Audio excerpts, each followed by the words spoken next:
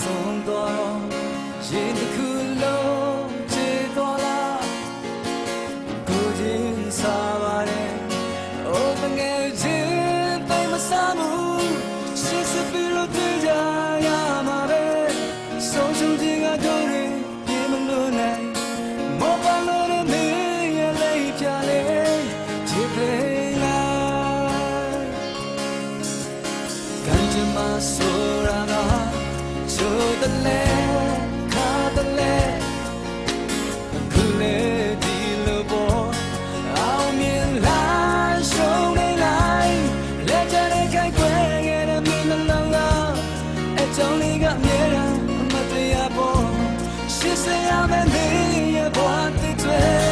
ချစ်တယ်လားငယ်ချင်း